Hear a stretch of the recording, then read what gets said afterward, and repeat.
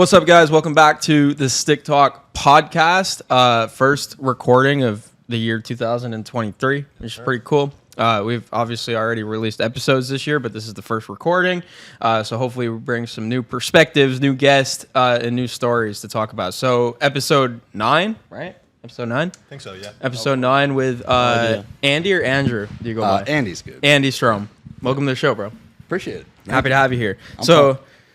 Just to get us started, for those of you out there that are not familiar with Andy or Andrew's work, if you could just kind of take us through what you're up to these days and what you're all about. Yeah, man. So what I'm up to these days, I'm doing sales coaching and consulting, generally doing that for coaches and agencies, things like that. I've worked with all kinds of businesses, brands and stuff, but that's kind of where my passion lies, because I love to see people really pop off. And the impact seems to be the biggest with that group, just because they, when they get something like, how to handle sales correctly, they'll have a 200, 300, 400% increase in revenue. I've worked with huge brands, and we're hoping for like a 5% increase. Yeah. You know what I mean? So it's fun to see the big stuff. But that's what I'm doing, pretty much full time now.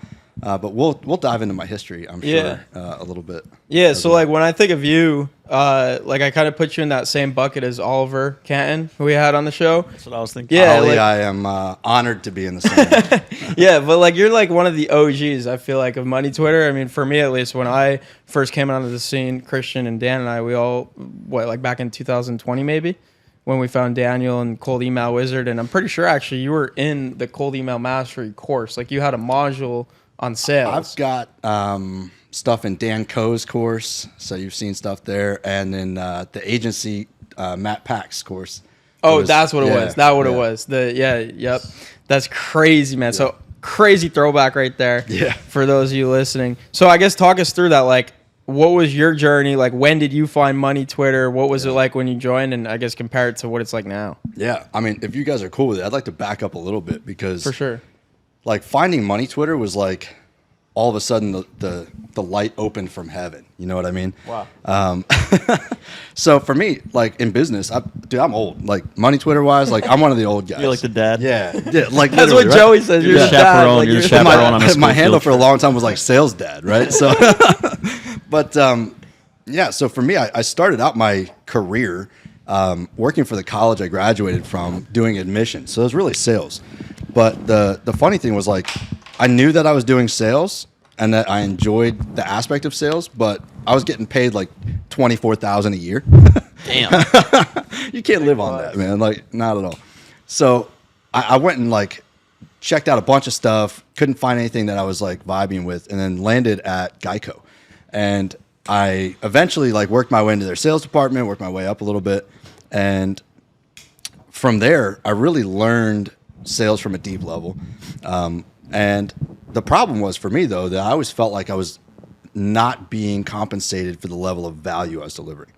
And I mean, that's kind of on you if you want to change that, to do that yourself, right? Find a way to be compensated. And so I was always like, man, I got to start my own business, right? I got to start my own business. I don't know what, but I got to do something, because, all the rich guys that I knew, like growing up, they weren't guys that worked for somebody else. Like they were guys that owned or ran their own companies. And I was like, all right, well, I mean, that's obvious. Then I got to do that. But I was one of those people for years that just like talked about stuff constantly, but never did anything about it. And for me, it was like, oh yeah, I'm going to start a business. I'm going to do this. I'm going to do that. People are like, cool. What are you doing? I'm like, well, I mean, I haven't done it yet, bro. Like, chill, But things started to shift. Like there was a lot of weird crap that like played out through life, man. But like when I was in my 30s, I was like, dude, if I don't do it now, like I'm never doing this. You know what I mean? I was like, I've got to take action. And a friend of mine, actually, who worked for me, he was one of my salespeople. He was like the best sales guy I ever had. And he was like, this guy's a Greek god, like freaking Adonis, just jacked, right? And he's like, bro, I'm thinking about starting a gym, but I don't know anything about business. It's like, you in, dude? And I'm like, yeah, let's roll. He's like, yeah, I don't have all the money either, so like, we're going to have to find a way to get money. I was like, nah, we're just going to put all of our life savings in and just send it. And legit, like our first meeting, we brought in another guy that did the coaching. And our first meeting, like we were talking through all this stuff.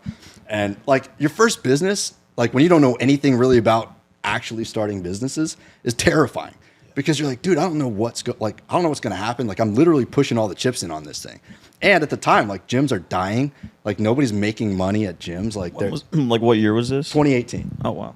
Yeah, so we were like meeting at the start of 2018. And at this point, sorry, do you have a wife, kids? Like, kind of where are you at? Yeah, so married at that time, 3 kids, now 4.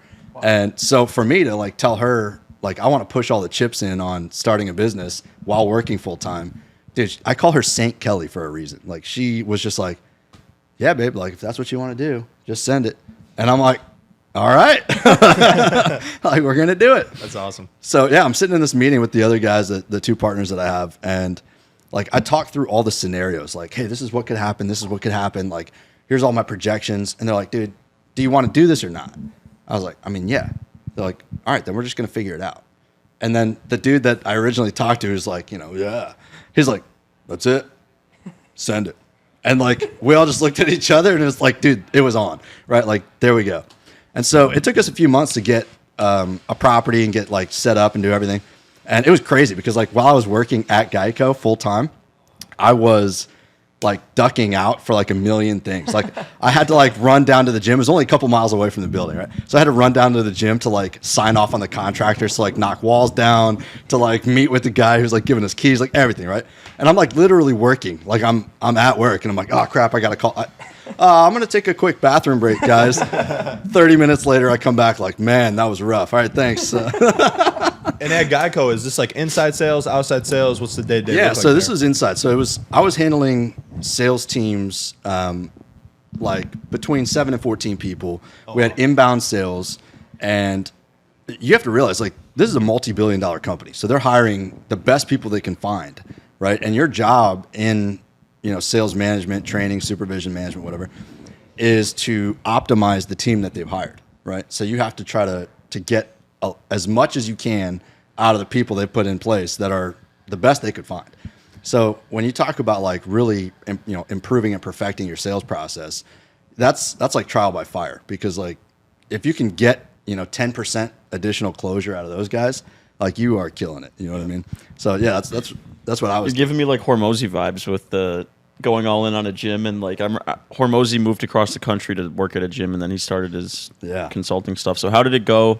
Were you sleeping on the gym floor? How was that? No, man. Like, funny thing. Like we joked about that, and then the property manager, like dead face, was just like, "No one's allowed to stay in this building. This is a commercial building." We're like, bro, it's a joke. Like, chill. We heard about that guy, Alex, out in California. Yeah, exactly. But man, like we didn't know anything, man, like nothing. So we just went all in and put everything we had into this, right? So we opened up the gym and we had no members month 1. Like we had, nobody in the door. Like we started out like, yeah. And like 2 friends signed up, and we're like, cool. Wait a minute. We have to fill this gym up or we're dead. Like we had personally guaranteed the rent for 3 years, all kinds of stuff. So we're like, we got to make this work. And the first thing I did was I went and hired a mentor, like a gym mentor. And I found this guy who had helped people open like CrossFit gyms and be successful. And this was actually before I knew about Hormozy. But this guy was like, look, for $2,500, I'll teach you how to open a gym and not suck. You know what I mean? And I was like, hey, worth it. You know what I mean? Like if I can spend $2,500 and not lose the entire investment, right? A 6-figure investment that we put into this, then yeah, it's worth it.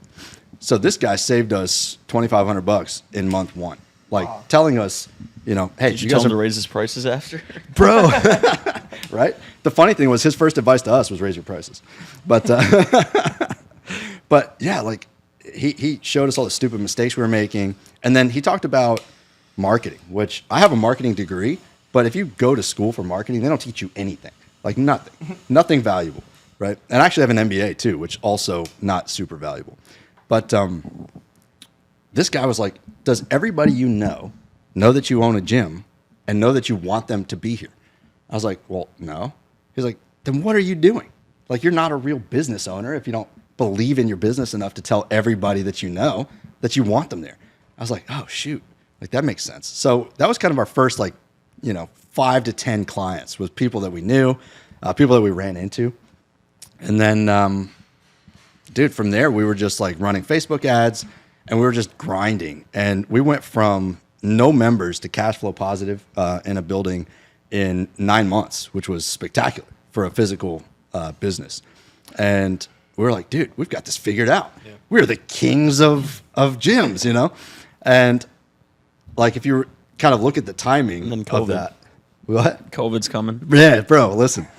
So we had this guy that was working for us. He was doing a lot of our coaching, and he was a good dude, but he was insecure. And we were like, hey, man, we really want you to move up in this gym and to eventually take over as a manager. Like, none of us actually wanted to manage the gym, right? Yeah. So we're all like, yeah, we want somebody else to run this beast. And so, like, our timing wasn't his timing, and he got, like, all bent out of shape.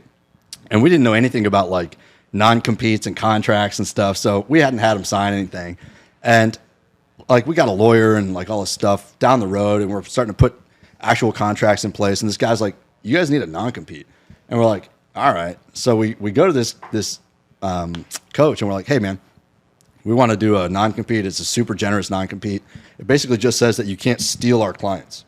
Like, you can still work in the industry, you just can't steal our clients. And this dude like flips out, like loses it. And he goes and like finds another gym, leaves our gym, and takes 25% of our business with him. Wow. Just like, that was his reaction to us saying like, hey, we're just setting up the things that need to be in place for a business. Yeah. And we were just like, whoa, that was super weird, right?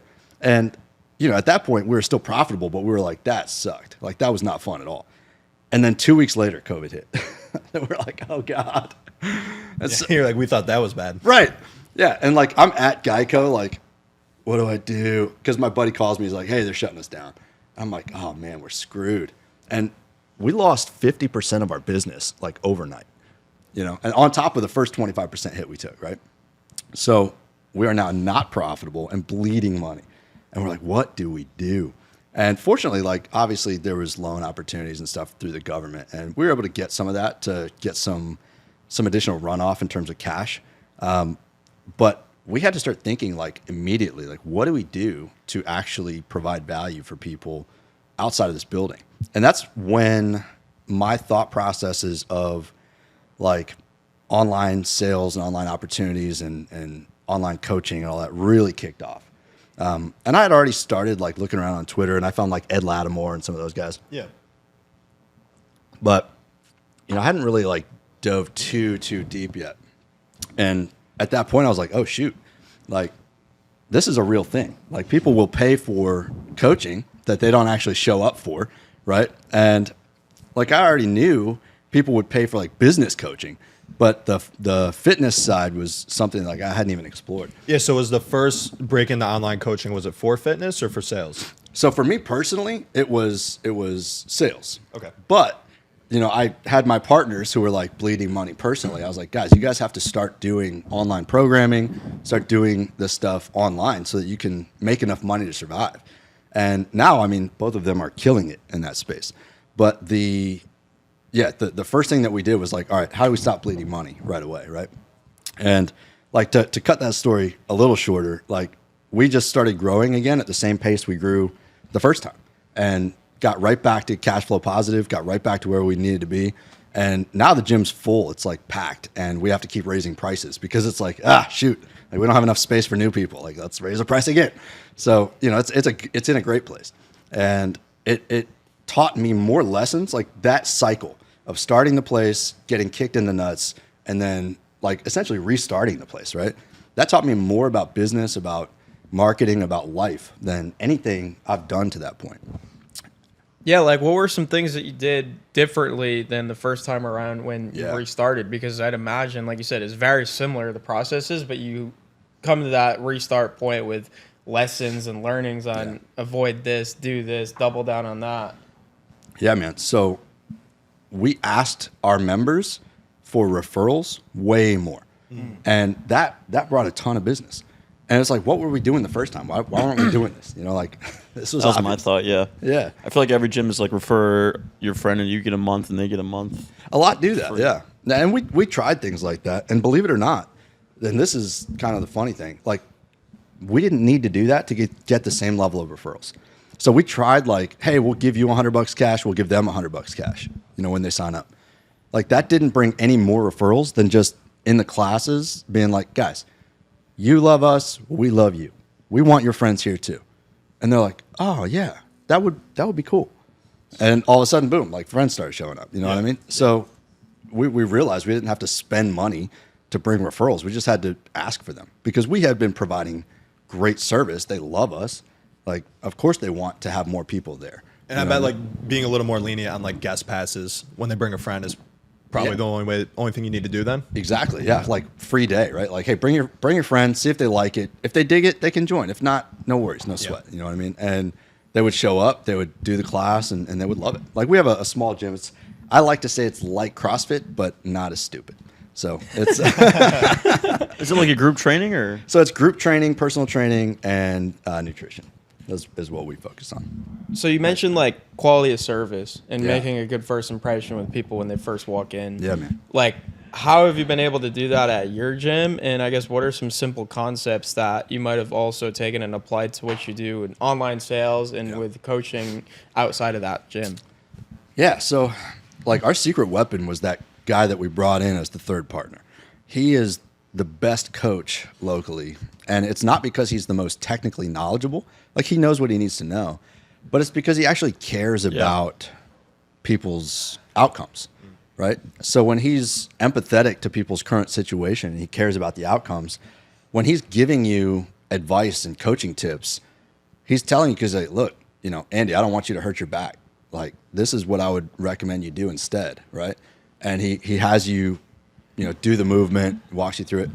What happens is you feel that emotionally as much as you do logically. And when you have that tied in on both fronts, now that lesson is locked in. You know what I mean? So people were actually changing quickly because they were recognizing that he wanted them to. You know what I mean? And so when we were teaching new coaches, like, how do you coach the Vital Fitness way? It was like, hey, the first thing that you have to do is start like looking at people as individuals and caring about their outcomes. That's the first step. And when you can do that, you can coach from a perspective of like a moral obligation to help them. And that's where the quality comes from. Because when you can coach from that perspective, it's not just another number, you're not just driving revenue, then you're going to put your best foot forward. You're going to help them the best way that you can, and they're going to feel that. When in sales we talk about it all the time, but like intent comes through in human behavior, even if you don't realize it. You know what I mean? Yeah. Dude, this is like a big topic for us, especially because we're growing a coaching business and we're really new to the space and we're young. Right. Which means like we still have some life lessons that we got to learn. But one of the things that we've been focusing on and really trying to improve on is like establishing culture and establishing values that not only us like embody, but also everyone on our team. And I feel like it's easier for us to be like, okay, these are the things that we want to live by, go out and live by these things. But it's a lot harder to have other people that you're also holding responsible. Yeah. So I guess you're a leader in the space in both building a fitness business and coaching. So like, how do you, like, what are some leadership principles that you use to help, just to make sure that the team is like embodying these principles and showing up and delivering the service that you guys promise essentially? Yeah. So it's funny because the same thing that I'm asking them to do, I have to make sure that I'm doing for them. And that empathy and that desire for them to have the best possible outcome has to show through in how I'm treating that team and how I'm, helping them accomplish the things that they want to. So for the gym specifically, like if I've got a new coach come in, I don't just sit there and tell them like, these are our expectations. These are the things that you have to do as a person who works here. I start the whole thing by asking like, who are you? What do you want to accomplish? Where are you going in life? Like, that's the first thing I need to understand, because if I don't know who you are, I don't know how I can help you. And then once I have an idea of who they are and where they're going, then I start to show them how this business can help be the catalyst to get them where they want to go. And as they start to buy into that vision that they can be who they want to be within this business, they start to increase their own performance within the business to be able to deliver, their highest self to the business. And that, I think, is the key. Makes a lot of sense. And I feel like I feel like a big thing in sales on a technical side is like trying not to overpromise something just to get the deal closed, and then on the back end you can't actually fulfill on what you promise. Yeah, dude. Yeah, that's one of those things, man. Like, it doesn't matter what you sell. Like, you see people do that all the time. And just to tie in like a little bit of sales, you know, what I tell people is you have to be your authentic self and authentic to what the business is in order to be great at sales. That doesn't mean that you're going to get the most sales, but it means that you're going to have the highest quality sales. Yeah. On the back end, those are going to be happy clients. You know, they're not going to be, you know, doing chargebacks, and they're not going to be, you know, complaining about you failing to deliver on your promises. Because when you are authentic to who you are and what your business is, and you're empathetic to who they are and where they want to go, the conversation starts to unfold naturally. There's not a whole lot of like convincing that has to take place. Yeah, I'm not a sales guy. You and Dan are more of on the sales side of things. So when say you're trying to close a prospect and you're competing with, I don't know, 4 other businesses that offer the same thing, like, yeah, what can you do on a personal level?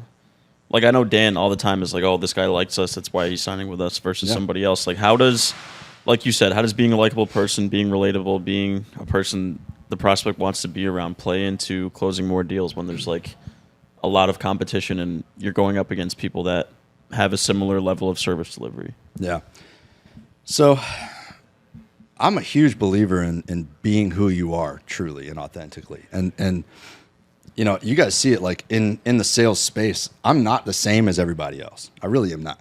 You know, I'm a dad with 4 kids. I'm chill. I love people. Like, Where's the Lambo, bro? I'm right. Look, I'm not flexing on people. I'm not like being a fool, right? And it's just not who I am.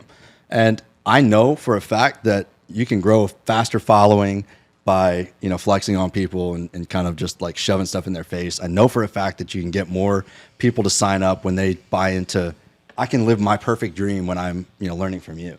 But that's not me, man. So for me, you know, teaching other people that concept helps them kind of break out of what their expectations are of what a good salesperson is or what a good business looks like, and shift instead to what does your perfect business look like? What does your perfect sales process look like?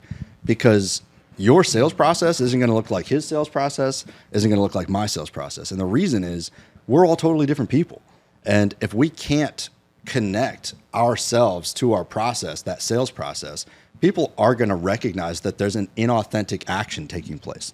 And like, if you're going to date and you're walking around this bar or this whatever, and you see these girls, and all of a sudden you become somebody different to try to impress them, don't you think they see that? Of course they do. Yeah. Like, even if not on a conscious level, they're like, dude, why is this guy pretending to be something? Like, it's just there. It's just there. I don't want to go off topic, but go ahead. Yeah. Well, I'm going to have to tell you guys how I met my wife because you'll be entertained. But yeah, so like that inauthentic nature, like whatever has happened in human development, we have a sixth sense to pick up on authenticity. And that's why we really genuinely, you know, I hate the word vibe like to use all the time, but we do. Like, we vibe with people that are their authentic selves and are willing to put out who that is, even at their own risk. And that's when, like, I'm trying to teach people that, right? Like, how do you accept who you are and use that to your advantage instead of try to be something else to get more sales or to get, you know, whatever. So, yeah. So I guess just to piggyback on that, to go back to Christian's question, the first thing when it's like, you can't really differentiate your service that much. Like, the next gym next door probably has a really good trainer too, and they're probably telling them the same thing. Number one is building trust. So they're like, okay, I actually trust what this guy is telling me. Then number two, I feel like it's kind of bringing out their pain. Like, even if they're visiting 4 gyms this week, they still want to drop 15 pounds. Yeah. So you need to really kind of like show, okay, like, this person really is about the self-improvement, but then also framing the result that you're going to get them using their own syntax. And what I mean by that, selling like cold email services, everybody will say like, oh, we can get you 15 calls a month. We can get you 20 calls a month. We can get you 8 new calls a month, whatever it is. But what I usually do that's worked a lot better is just ask them what their goals are in terms of new clients. Yeah. And then just reverse engineer the number, knowing what I know about how many people need to come in the top of the funnel. Yep. Because then I know, okay, if I've done a good job building trust throughout the first half of the call and I frame my results using their same words, then really at the end of the call, it's like, hey, do you see any reasons we want to be able to achieve this for you? And if they trust you, they're like, yeah. And then also keeping in mind, even if they have 7 other calls in the calendar, they want to fix that problem now. They don't have any interest in taking 7 more sales calls. Not at all. So at that point, it's really just about kind of like remaining cool, not using any like ninja closing tactics or like anything crazy, just being like, okay, dude, well, if you don't see any reasons it wouldn't work, we also have success with another business doing the same exact thing. I don't see any reasons it wouldn't work. You want to just stop delaying this and get started today? Let's roll. And then it's basically that. And I guess it's probably the same way with fitness. It's like, we just helped this person lose 15 pounds. They tried keto too. They tried this. They tried that. I mean, like, I know this will work. It's based in science, and it seems like we'd get along. So I think we could work well together. Like, want to just get started now instead of spend another week not working out and going to other gyms. Yeah, it's basically that. And I talk about 3 things having to be present to get a sale to take place, and this is true whether the people are comparing or whether they're really only talking to you. And they have to know and understand what your big promise is and understand how it applies to them. That's step 1, right? They also have to understand that you are capable of delivering on the promise. And then finally, that you're capable of delivering on that promise for them. And those last 2, there's a distinction there on purpose. And the reason is, everybody's got a big promise, right? And if you're really intelligent about listening to their need, you can shape that big promise to be impactful for your target market. That's, step 1, do that. But once they're on a call with you, they're really trying to figure out, like, are you actually capable of delivering on that promise? And can you actually deliver on that promise for me, right? So if everybody's making the same promise, if everybody's like, hey, man, like, we can make you 10K a month, or hey, man, we can help you lose 20 pounds. Like, they're super generic promises, right? But when they get on the phone with you, they want to know, listen, can you actually do that? And can you actually do that for me? So how do you do that? How do you show them that that's the case? There's some really big levers that you can pull. And the unique mechanism lever is how you do that, right? Like, hey, I can prove that I can do this. Here is the science-backed process, or here is my, experience-backed process to do this. And that's when, your description of your service actually does play into that sale a little bit, because that's I can get you these results because I have a proven process. But then that follow-up aspect, which is like, how can I be sure that you can do it for me? That's the biggest lever on any sales call. And that lever gets pulled through social proof. So if you can do a really good job of dropping social proof throughout a call or a conversation, then you've answered that question before they had to ask it. Yeah. Right. So and a lot of times you can do that before the pitch, and it becomes that much more impactful. Yeah. Like, if you can build up a level of trust before you even start pitching them, that's when it just becomes way easier. So I have a process for that. I call it anchors. And basically what you're doing is you're listening for opportunities to drop your social proof examples, whether that's your own stories or stories of your clients. But most people go into way too much detail there. The key to making those super impactful is actually making it really short and kind of off the cuff, because it makes it seem like you have so much success in this that you've got a jillion examples, and all you're doing is just like, oh man, like, yeah, I got a client just like that who started in a similar position. Dude, he's killing it. Anyway, and then you just move on. So what happened was, like, they just heard that social proof example, and it solidified that, oh shoot, he can do this, and he does it for people just like me. I feel like another big piece of that is just having conviction in what you actually do. Yeah. Like, I'm not a sales guy by any means, but I'll have people hit me up about client ascension, and they're like, hey, what's the price? I state the price, and they're like, do you think it's worth it? And I'm not like, yeah, well, it's worth it, because I'm just like, yes, I know it's worth it. Yeah. I think part of that too is like you're helping a past version of yourself. Like, understanding their pain points on such a deep level, I feel like is one of the biggest weapons you can use in sales. Just like, you're speaking to where you were at not too long ago, and it's just like, you understand where they're at, and you also understand the process or the steps or the straight line that they need to follow to get to where they want to go, and that's usually shared through the sales process. 100%. We'll talk amongst ourselves as he gets a cigar lit. Yeah. No, I kind of want to transition, because you talked about something like really profound, which was like, you're known as like a calm, laid back, chill guy. And I think that's tied to like what you're saying as well, which is like, you're comfortable being yourself. Like, you're not trying to be someone else in any scenario in life. And I think when people try and be something that's not them, or that's not aligned with who they actually are, like if you show up inauthentic, it takes a lot of energy, like mentally drains you. Yeah. And so you're not able to show up with full energy, and you're not able to have the success that people like yourself are having. Yeah. And I think that's a conversation that a lot of people are having at our age, because it's kind of like when you're in the early 20s and you're surrounded by a lot of people, there's a lot of influences, and there's like a lot of things coming into your life that you're, playing around with, and you're trying to find yourself. So like, what's your advice to younger entrepreneurs maybe, or just younger guys in general, to find their true and authentic self? Because I think a lot of people are seeking that. Dude, I love that question. And for me, like, it really speaks to who I am as a person. Like, I love people, and I want people to be successful as a whole. So for me, like, when I hear somebody talking about really trying to find themselves, right? Understand who they are at their core, who they want to be and how to get there. I just start asking a bunch of questions and encourage them to ask a bunch of questions. What do you really want out of life? Like, what does a perfect life look like for you? Because if you can't answer that first question, nothing else is going to be congruent with who you want to be. And then you have that dissonance inside, right? And that dissonance creates the unhappiness, right? So the questions that you have to start asking is like, what do I really believe? Like, these are crazy questions, like deep, ridiculous questions, but you have to start with them. Because if you don't know what you really think, not what your parents told you to believe, or not what like the social media crowd is all believing, like, it's cool to be the Lambo guy, like, but is that what I want to be, right? Like, it's cool to, be a degenerate, but is that really what I want to be? Like, right? Come on. Like, come on. Does that mean I'm cool? You are cool.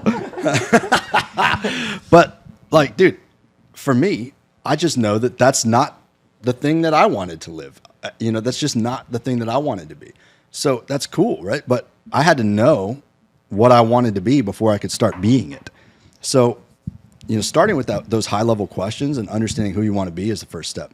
Then you start thinking through, like, what are the things that I naturally am? Who am I? Like, who am I naturally? And how can I start to shape myself into the person that's going to be living the authentic life I dream of? For me, like, it's weird, but like, initially I was super introverted. I was not, I did not take action well. Like, I didn't do anything that aligned with who I wanted to be, like who I felt was the ultimate person that I was going to be. And so I had to start making determinations. Like, am I going to learn these skill sets? Am I going to become the person that I need to be in order to achieve those things? Or am I going to just, live this kind of shallow version of my life, right? So I started with the big picture. I started asking those questions, like, who do I need to be? And then I started saying, what are the things that I have to change about myself right now to become that person? And I mean, like, legit, I have a tattoo that says acta non verba, right? And the reason why I have that is I knew that I talked a lot and I didn't take action. And I was like, if I'm going to be the person that I should be, and I'm going to live the true authentic self that I want to be, I have to do something about that, right? And knowing those shortcomings and being able to understand what's necessary to take those steps to becoming the better version of yourself is the doorway to that self-actualization process, and man, like, understanding that you're not going to find your ideal self in somebody else. You're not going to see your ideal self, lived out through someone else. You always have to start thinking through, like, man, what am I? Who am I? And what is my ideal self? Like, do you want a wife and kids? Do you want to settle down fast, have kids at like 25? Or do you want to be that guy that's like 35, when he settles down? And it's cool either way, right? Like, there's not wrong answers in life. It's really just about understanding who you want to be so that you can start living that authentically. So I guess on your end, if you were introverted, not much of an action taker, I feel like the outside perspective is most wildly successful businesses have like this outgoing, charismatic leader. There's actually an interesting study that I read that shows that's false. It was like a study of like these 100-year companies like Coca-Cola, Boeing. I'm not sure if you've ever seen what I'm referencing, but I feel like that's kind of the expectation, is you need to be like this aggressive action taker, charismatic leader. If you're talking about being the highest version of your authentic self, whatever that looks like, why did you think that you were cut out to be a business owner? Because obviously you made that leap and it worked out and it's working out and you are cut out to be that, but like, why did you think, hey, that's possible for me too? Yeah. So I have like this gift and this curse of being intelligent, right? So when you see something through the eyes of intelligence, you recognize the patterns and you recognize what's possible. But I also had the curse side of being afraid of action, right? So there was really dissonance in the first version of myself, not the second version of myself. And so that's where I recognized the person that I want to be is assertive about taking action on the things they want. You know, the person I really want to be isn't this introvert. This is the side of me that's in dissonance, right? I'm not actually happy in this position. And that's where I began to recognize, okay, shoot. So how do I fix that so that I'm really living in a way that feels more comfortable? And you know, you apply that to all the other areas of my life. But it's funny because it started in some areas, but didn't carry over to others, right? And that's true of a lot of things. Like if you read Carol Dweck's book, Mindset, you learn that people can have a growth mindset in certain areas of their life and be totally shut down in other areas. And they don't realize that the same concepts apply, right? Yeah. Like focusing all your energy on business and neglecting like health, fitness, relationships. Yeah. Exactly. So in other words, you just didn't align with the first version of yourself. So Right. you knew that wasn't authentically you. Right. You just might have just spent too long in insurance. They're all about risk. Listen, You're like, I know the risk. there's here. I've no been selling question people on that it I for spent years. too long in insurance. 14 years was too long. It's super interesting because like Ed Milet talks a lot about this, and I feel like for me, like all of us are kind of like exploring, like at this age range, right? Like we're exploring different aspects of life and seeing like what do we really want out of it. And there, I feel like you are always out of alignment to begin with, and then you kind of find yourself. Yeah. But like, what's the motivation to go and actually change, right? Yeah. Like for you, there was some procrastination there. For sure. And Ed Milet like paints this picture of like when you like die and go to heaven, like God is gonna like his idea of heaven is God presenting him the ideal version of himself, and Ed being like, "That's me. Like that's who I became." Like I'm fit, I'm successful, I had a beautiful family, I had a beautiful life. And like the risk of not being able to show up and shake that guy's hand and be like, who is this guy? I don't recognize him, is like all the motivation to get up. Like for me even, I embodied that because like I know like God has this ideal image of who I'm supposed to be. And if I show up at the end of life and shake his hand and he doesn't even recognize me, like that's a scary thought. So I guess like how does like religion or are there any other concepts in your life that like provide those anchors for you to say like I need to take action? Like where's the like urgency come from, I guess? Yeah, dude, it's a multi-layered question. So That was deep. I'm going to give you a few different things. One, I let fear rule my life for the first 15 years of my professional career. So from when I was like 22 to whatever to like 30 whatever, 35 we'll call it. I just let fear be the predominant decision maker, right? And I'm deeply, I hate the word religious because it separates the relationship aspect. I'm a Christian. It's the number one hierarchy thing for me that I need to honor God with my life. And, I've made tons of mistakes throughout my life, way too many to list. I've almost lost everything valuable to me multiple times. And the key, though, is that when I went through those situations that I put myself in, I stopped and reconnected with God. I reconnected with what he wanted me to be. And I realized that me acting in fear isn't what he wants for me, right? And even if you just take the stories of the Bible at face value without believing that they were truly inspired by God, you learn that the people who have the best lives, who are the examples to live up to, are men who acted in spite of fear, not without any fear, right? One of my favorite examples is this dude Gideon, who is pissing his pants underground because there's these bad dudes out there, and he's like, I don't want them to kill me. And an angel shows up and says like, bro, you're the guy kicking these guys out of here. And he's like, nah, you got the wrong dude. And he's like, I'm a freaking angel, and I'm standing in front of you telling you you can do this. And he's like, look, I don't believe you, so much so that I need you to prove it more, right? So then when it finally comes out that like he's proven that, yeah, you're the dude for this, he basically nuts up and says like, all right then, well, if God selected me to act, I better act, right? And he goes through this process not only of selecting the right people from his group to take action with him, but of becoming the man worthy of taking that action himself. And as he does that, he's overcoming the fear that he felt, right?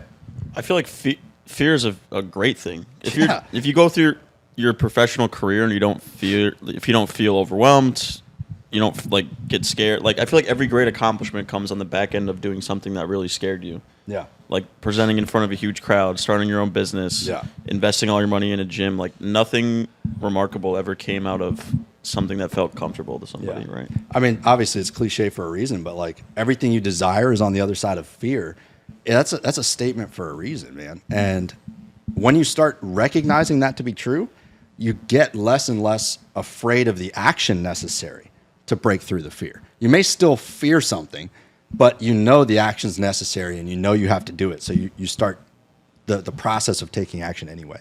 I think I've seen that in my own life where it has a compounding effect, right? You start tackling something you're afraid of and you recognize that maybe it wasn't as bad as you thought, and you can tackle the next thing and the next thing and the next thing. And it compounds into this opportunity where you now are just like, you see the blackness and everybody else is standing on the edge, afraid to step in. And instead you just dive in, right? You just walk through and see what's on the other side. And you've conditioned yourself through consistent action in taking on your fears to be able to do that. Dude, fear is, I think, a great compass. Yeah. Yeah. 100%. I want to transition. You said you had a good story about how you met your wife. I need to hear that. All right. Yeah. So, listen, I was a huge weenie, being totally directed by my fears, right? But I get into college. I got a breakup. It was a mess. I reiterate, I was a huge weenie, and like legit, right outside of this breakup, I see this girl, and I'm like, like the first time we met, I had just had wrist surgery, and I was playing wiffle ball, even though I had like a cast on, right? And she's out there playing wiffle ball with us. I'm like, all right, and dude, she's killing it. I'm like, dude, she's hot, she's athletic. Like, what is going on here? So she gets this like monster hit. She's running around second base. I'm playing shortstop. And I'm like, yo, how you doing? She's like rounding second. She looks at me like, what the freak? He thought he was like Joey and Friends. Yeah, 100%. You're like, oh, this is going to be so slick. And she's like, what is this guy saying? Dude. Yeah, exactly. So yeah, long story short, she thought I was an idiot. But my roommate had this huge crush on her roommate. And I didn't know this, but he hits me up, and this is back in the day when like text messages came through and like block text, and there was no cameras. But he hits me up. He's like, bro, SOS. And he gives me a room number. And I'm like, I'm there, right? Like, you don't have to say more. So I head over to this room where he's hanging out, and the door's propped open to this room, right? And there's like a living room and like a bunch of like dorms around it, right? In the living room is like 20 people awkwardly sitting around in like this big circle. Like no one's really talking, and it's just super awkward. Right. And I'm like, what the freak did he call me into? And on the couch is this hot girl with some dude arm around her like this, right? And like I scan the room and see her, and I just kind of like lean against the door frame because I'm like trying to figure out what's my move here. Like, I don't know what I'm supposed to do. What's the context of this? Is like a So like I'm like in a college. book club? Like what are they doing? Like They're I'm just in sitting college, there? and you have to realize, like I went to a Christian college where after I left, they loosened up all the rules. While I was there, they were still like super strict about stuff. So you couldn't like be chilling in a girl's dorm room by yourself. So they had like certain windows of time where they just opened up everything to just hang out. And they had certain windows where they closed it all down. So this was like the first real window where things were like opened up and you could like hang out. And so everybody was like, yeah, we're going to go hang out in the girls' dorm. And then they were just sitting there like, we don't know what to do. Yeah. Oh my God. So I'm leaning against the door frame like, freak, what did they call me into? And this girl sees me there, and she's like, you coming inside or you leaning against the door frame all day? And I'm like, okay. I don't know what it was, but like in that moment, I was like, I'm in love with that girl. Like it was the weirdest thing ever, dude. I can't even tell you. So for the next year, basically, I was like, yeah, I'm definitely going to date this girl. Like I'm going to figure this out. And yeah, I just face planted because I was like trying to be real nice. Like I was the nice guy. Like, yeah, this is going to work. And she was like, yeah, listen, it's not going to work because it's not you, it's me. And I'm like, oh, it's definitely me. Tough. All right. So I'm talking to my buddy and he's like, dude, what are you trying? Like, how are you trying to win this girl over? And I'm like, yeah, I'm being real nice. And he's like, stop right there. You're an idiot. I'm like, what do you mean? He's like, you can't be a nice guy and win a hot girl. And I'm like, oh, actually, I kind of see that. That kind of makes sense. He's like, all right, change it up, be a dick for a while and see what happens. And I'm like, all right. So look, Facebook had just come out, right? Like I told you guys I'm old. And at the time, like, you know, it was for college kids only. And she would post a picture, her and her friends or whatever. And all these dudes, like 15 guys would comment under there. Like, oh, you're so hot. Like, oh, whatever. Right? This is like Simp 1.0. 1.0. Yeah. And so I was like, well, all right. That's obviously not going to work. So I was like, man, what am I going to do here? If you take 500 pictures of yourself, you're bound to find one that looks nice. Send. Right? Do you think she was thinking about those 15 dudes? Nah. Or she was thinking about me? Right? So all of a sudden I recognized like, oh shoot, this is working. Like stuff started changing. Stuff was shifting, right? I was like, okay. So I just like amplified it, right? So she would call me like, yo, we're at this, chapel, thing. Like I saved you a seat. And I'm like, yeah, I'm still in bed. And just like hang up on her. Like wouldn't even have the conversation. She's like, what? Nobody hangs up on me. I'm like, yeah, I did.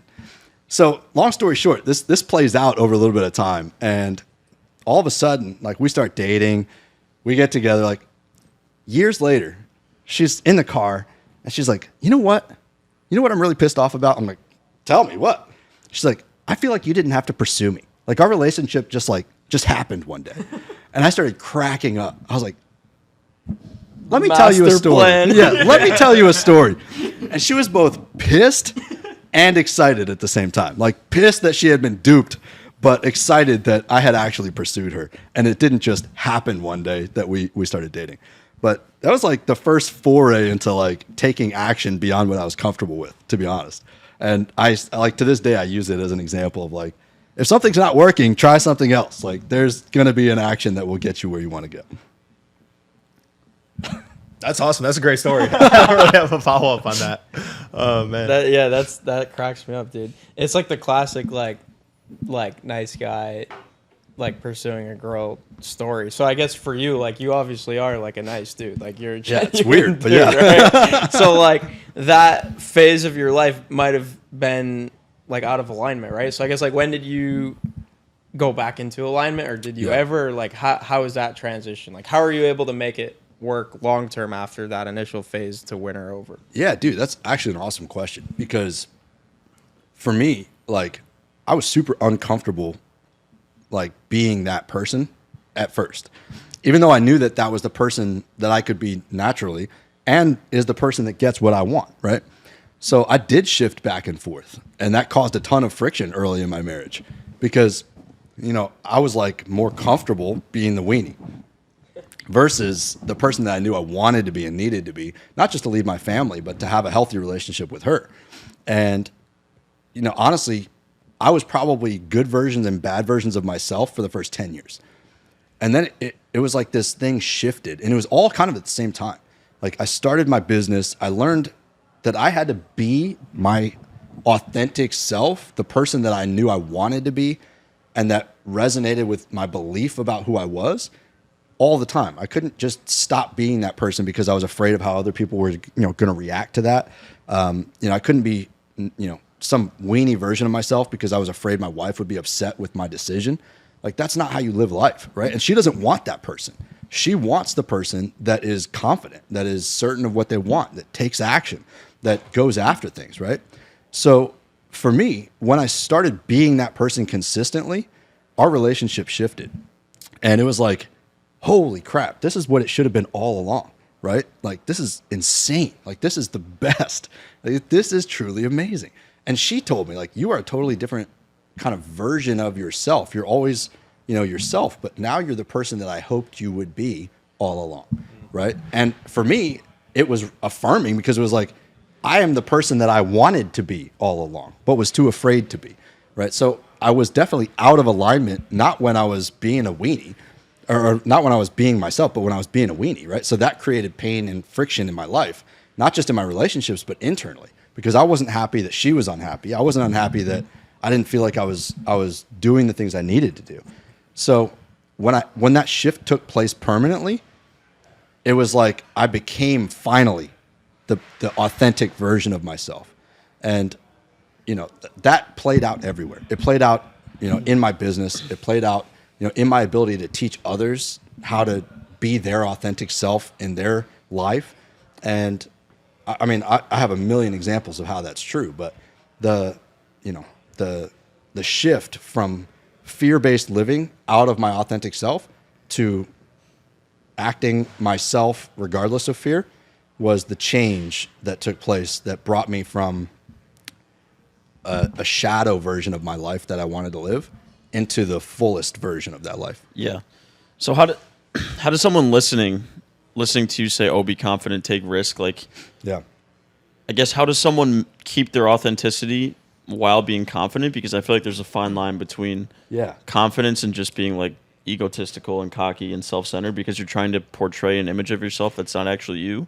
So how does somebody maintain their authenticity while being confident, taking risk, doing what they want in life, and attracting basically what you said, like, I guess becoming more attractive to your partner or a woman without sacrificing who you actually are?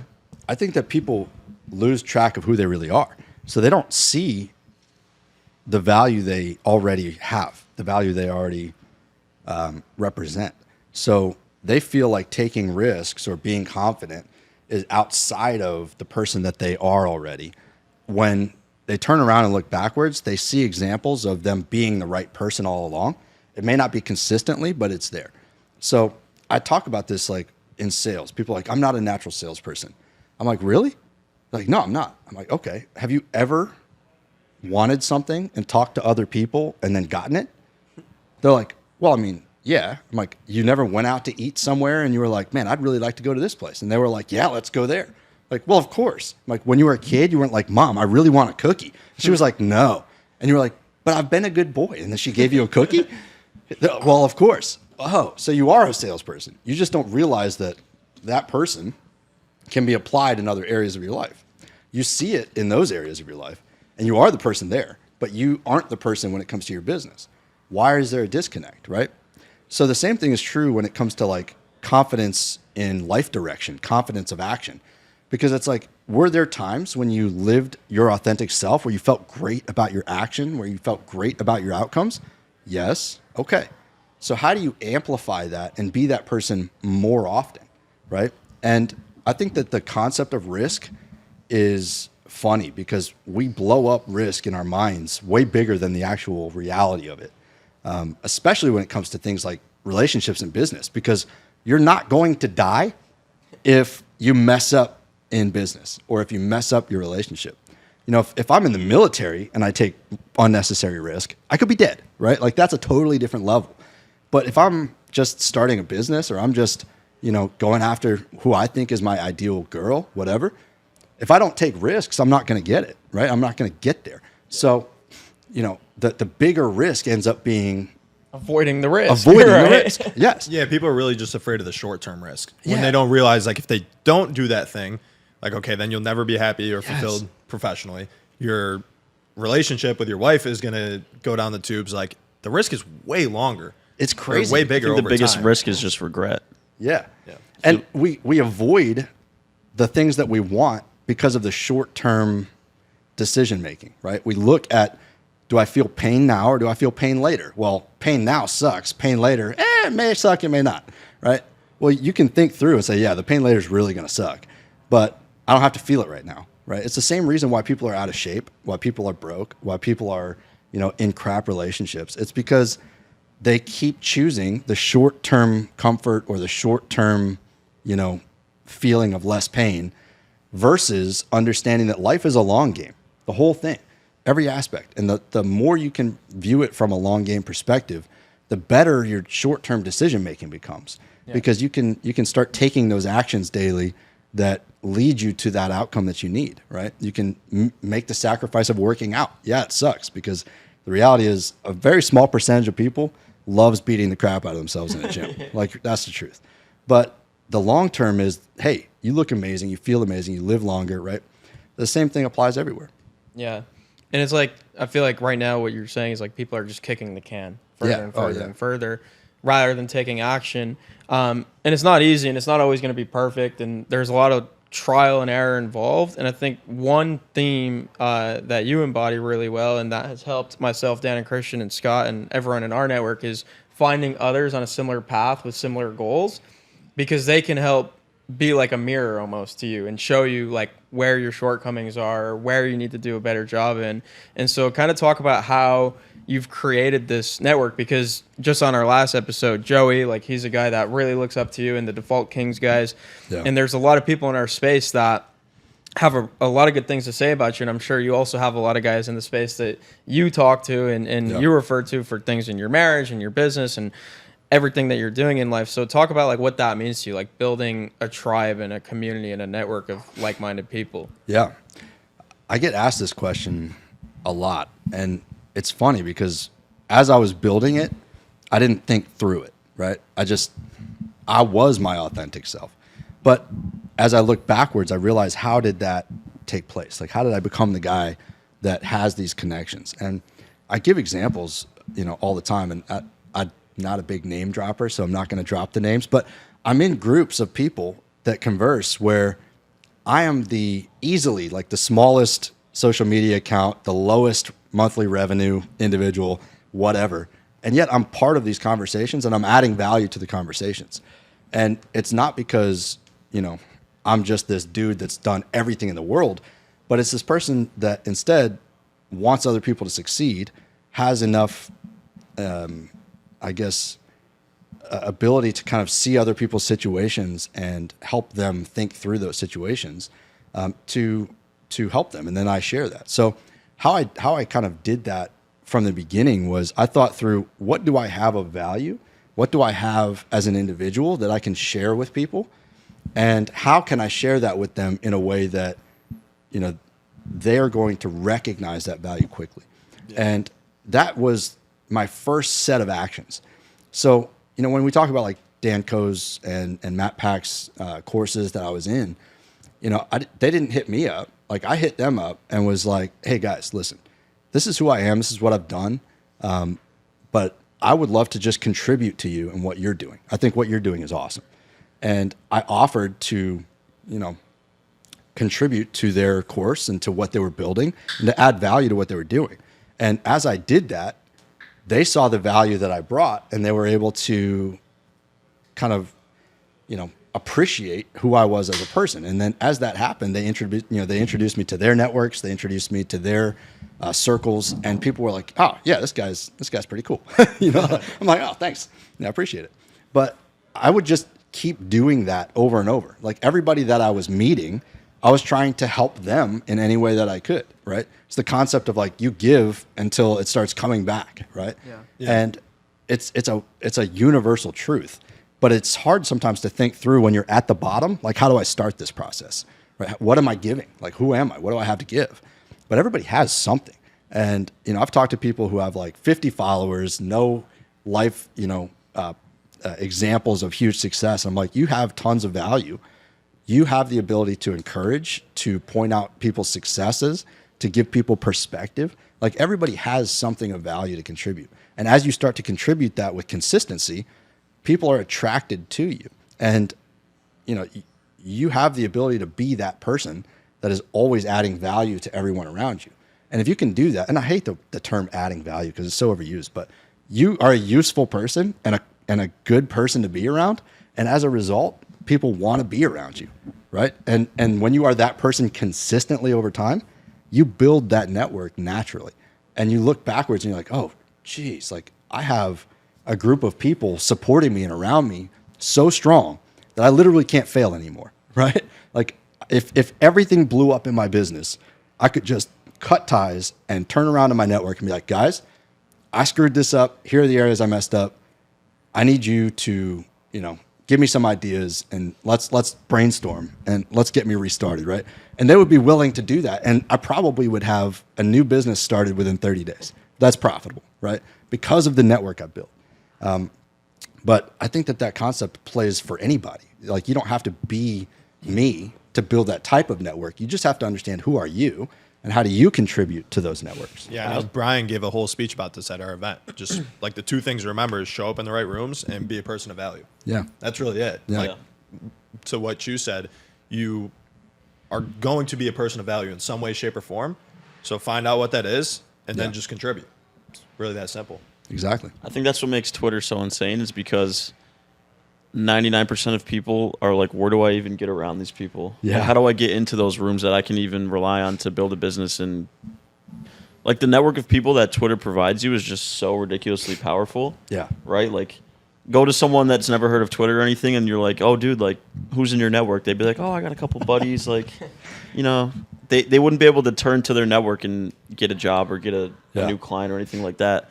But the network on Twitter, it's like the default person on Twitter has something to give back to you, if that makes sense. Dude, it's the wildest things. You guys all know. Like, as you start to tell people who have never experienced this about what you do, they're like, wait, what?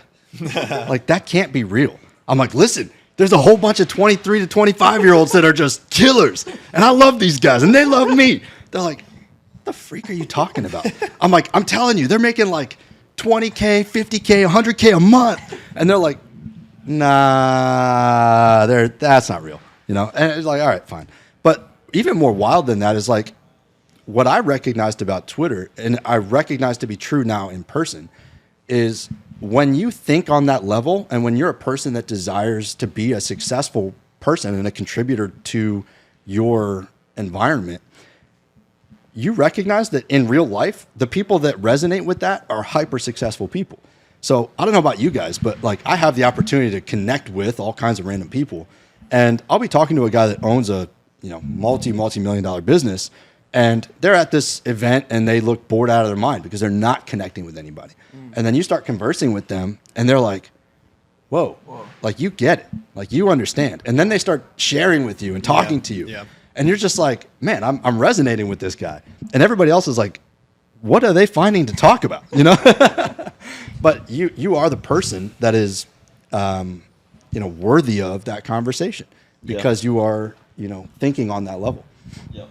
Well, it's just like this conversation we're having here today. Like, a lot of people, this is not like a podcast for everyone, really, because they can't really understand, like, why is this relevant to us? How are we talking now for like an hour about finding yourself and fulfillment and like business and online and Twitter? Like, the thing with Twitter is so interesting because I used to use Twitter just to stay up to date with like politics, sports and tweets. like sports tweets and like just like a bunch of shit posts. And then now that's where we connected. That's where that's how our podcast got started. That's how all of our businesses originated. Yeah. And so it's just finding that community. And one thing that's really cool about you is you're also building communities of your own and bringing people off of Twitter into the real world. So maybe talk a little bit about some of like the in-person events and groups that you put together and how that's impacted your life. Yeah, for sure. So being in Florida is cool because people like to travel here. It's pretty handy. Are you from Florida, by the way? No, so I was born in Connecticut. I moved around a bunch, ended up in Chicago area for a long time. That's where I was kind of raised, right? Then I bounced around some more and ended up in Florida. Florida's now you're home. Staying. Yeah, dude, I'm not going anywhere. This is it. Like, this is home. And like, I've lived here longer than anywhere else now. So this is truly like, man, this is home. But so people come here for vacations. People want to live here, especially after the pandemic madness. Dude, I just was home for the holidays in New York for 3 weeks. I got off the plane in the Tampa airport. I'm like, oh my God. Yes. I was like, let's go. Oh, yes. I'm back. And it felt like I was here for the first time. Like, I got to my apartment. I'm like, I haven't been here in almost a month. Like, I love You look this. out, it's beautiful. There's palm trees. You're like, what was I doing in New York? But so the first people I met were some clients, right? And I was just like, yo, you're going to be in the area. Like, let's connect. They're like, that's crazy. You're from online. I'm like, yeah, I know. So then we would connect. Like I met this guy downtown Disney. He was one of my clients, one of my first clients I ever had, and we just like had pizza and hung out and talked. And it was like we were best friends. Yeah. And I was like, dude, this is crazy. Like I legit just met this dude online, and now we're in person. Like I could smack him on the top of the head, and like we're like brothers. This is nuts. And so as I got additional clients, and the Default Kings, right? The boys in Orlando. I was like, dudes, like we got to hang out, right? Like this is cool. We're close. And they were like, yeah, let's do it. So they found out I own a gym, and they're like, yeah, let's go to the gym. We'll work out. We'll shoot some guns. I was like, now you're speaking my language. Like, let's do it. And so they showed up, and we tore it up, and it was a freaking blast. So for me, like that started triggering the thought of like bringing this in person increases the value of the relationships, because being online is good, but there's something about physical presence that allows you to connect at a deeper level. And I think that has to do with what we talked about before, which is that like authenticity filter, right? Yeah. You can sense somebody in person so much better than you can online. And the more I thought about that, the more I was like, man, I would love to hold an event, like a summit, where I bring a bunch of guys together, we hang out, we learn, we critique each other's businesses, we grow, and that would be a massive value add for everybody that shows up. And I don't know if you guys know who Save Your Sons is, Harrison, freaking stud of a human being. He has arms large enough to tear through T-shirts. I mean, but I was like, dude, Harrison, like you're a freaking awesome dude. I would love to do an event with you somewhere like this. Like, is that something you'd be into? And we kicked it back and forth for months. And finally he was like, all right, dude, let's do this thing. I was like, sweet. So we booked this mansion in just outside of Destin, Florida. And we said, all right, bros, like if you are down to come on. And so we've got this happening in February, the 17th through the 20th, just a live event where we're going to get together. Harrison and I are going to do, some sessions where we're talking through how to build and scale a business, not just build, but to scale a business, to really to do the things necessary to be effective and efficient. And we're going to have essentially a weekend-long networking event where guys who are absolutely killing it are going to get together, enjoy each other's presence, critique each other's businesses, and take things to the next level. And like, dude, I'm so pumped about that. It's going to be amazing. But all of that kind of came from those first few interactions where I was like, every time I connect with somebody in person, it tends to bring things to the next level, tends to be like an amplifier, a multiplier for that. Yeah, it like solidifies it. Yeah. Right? Yeah, we did like our own event in October of 2022, and it was just like surreal to like, and even like meeting Scott, he was part of our coaching program. Originally, he visited Tampa for the first time, and it was just like, it's hard to explain, but I remember after the first like meetup before our event, we just came here with like, maybe there were like 30 or 40 guys from our program. And it was a funny story because I forgot my keys to my apartment, and like these guys were still there. And so I was just like sitting like on the floor, like outside of my apartment for like 30 minutes. My phone was dead. And I was just like, I was like, holy shit, like what just happened? Like I was processing it in my head. It was just so cool to me. Oh yeah. We had an after party here, and I was just like, the whole time I was like, I love you guys, because everyone was buying me drinks. So I was like, getting all sentimental. I'm like, I love you, bro. Thank Crying you on shoulders. That's great, man. I love it. I literally shook everybody's hand at the after party. I'm like, thank you for coming. It was just That's like awesome. a crazy feeling. Dude, I know. I wanted to come, and it was like the exact same time as my son's birthday party. So I was like, takes priority. Like, I love my kid, I guess, more than these guys. But the cool thing is like now we're gonna be doing more of that, and just getting more people involved, and so it's really cool, man. Yeah. Any last questions, Christian or Dan, before we wrap? Why don't we shooting some guns? Dude, I've never shot a gun, by the way. That's so wild to me. I got a gun with me right now. Let's go. Like, I'm not kidding. On the podcast, But whip it out. we're gonna shoot. Like next few days, guys. Tell me your calendars, and we'll light it up. Yeah, We'll have some fun. no doubt, man. I've We shot a gun appreciate once. It's a lot of fun. Yeah. It's weird the first time. It's just like so much power in your hands. Like, oh shit. That's what she said. Yeah, okay, cut. No. Anything you want to leave our audience with, considering that they are probably, we don't know too much because it's a newer show, but I'm guessing they're younger guys like myself, Dan and Christian and Scott, that are ambitious. They want more out of life, and maybe they're getting it now, but they're probably still unsatisfied. They're just not there yet. What would you leave them with? So fear is a part of life. Fear is a part of business, a part of relationships, a part of every aspect of life. And it's okay to feel fear. It's okay to sense that dread sometimes that this may not go the way that I want it to. And anybody who's been successful has been through that roller coaster. They've been through those moments of terror that just everything could spin out and be an absolute nightmare. And you know what? It can't. Like, that's the truth. I'm not going to be the guy that says everything works out perfectly. But I will tell you that even if something does spin out, even if the worst case thing happens, you're going to survive it. And not only are you going to survive it, but you're going to be a different person for having taken the risk and for having built yourself up to the level that you were capable of taking that action. And in the darkness of those moments, pause and look around and realize who you've become, because that's the person capable of not just digging yourself out of the hole you've dug yourself into, but capable of taking yourself to the new heights. And Jim Rohn talks about the fact that you can take a millionaire and you can take away his $1 million. He's going to make it again. And the reason is it's the person he became that brought that $1 million to him. It wasn't fortune. It wasn't luck. So recognize that you're developing yourself into that person. And the lumps, the hits, that's part of it. You don't see a spectacular boxer that never got punched in the face. That's just not how it works. So recognizing that allows you to accept that part of your fate early and say, I'm going to take some losses. I'm going to take some punches in the face. But I'm willing to accept that because the vision I have for my future, the vision I have for the person I want to become is greater. And the duty I have to myself, to my family, to my community, to be that person, to truly become a man or a woman that is able to provide for those people, provide value, insights, businesses, jobs, whatever you're doing, you have to accept that responsibility to own that about yourself and to go take action to get it. And you know what? It's not for everybody.